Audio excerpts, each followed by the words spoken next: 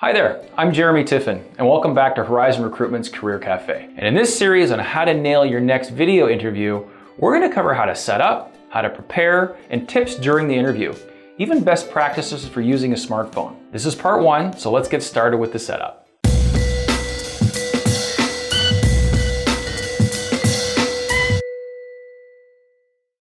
Right off the bat, just firing up your laptop wherever it sits isn't going to look good for an interview. Now, the two most important elements to any kind of video are lighting and sound. Keeping these two things in mind will immediately make you sound and look more professional. And in a few simple steps, we can go from this to this. The first thing to consider is location. Find a room with lots of light. Windows are ideal light sources, but make sure that they're not behind you because they'll make you look way too dark on camera. Keep the light in front of you. This should provide good, natural, and even lighting. If it's too bright, draw the shades, and if it's dark, you can add a lamp for more light. Just make sure the lamp is again in front of you around head height to provide even lighting for your face.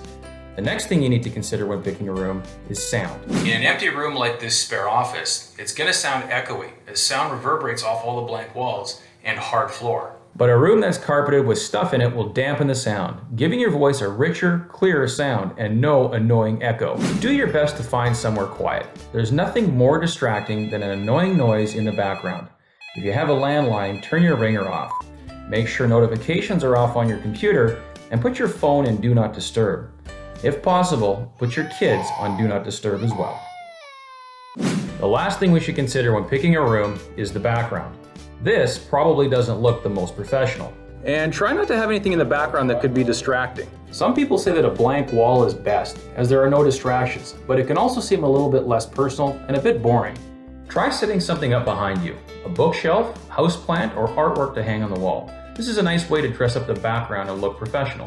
When you're setting up your webcam, you want to make sure that you get the camera lens at eye level. If you leave it at the normal height of your desk, people on the other side are looking up at you in the ceiling.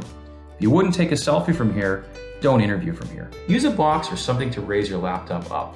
Now we're eye to eye with the people on the other side. And this looks more natural as it's how people are used to seeing you if you were in person.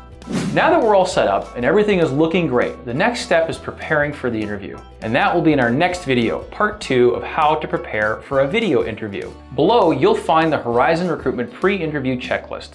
Be sure to go through that before your next video interview to make sure you haven't missed anything. Follow Horizon Recruitment on LinkedIn and Facebook, and stay tuned for the next installments of how to prepare for a video interview. Thanks for watching the Career Cafe. I'm Jeremy Tiffin.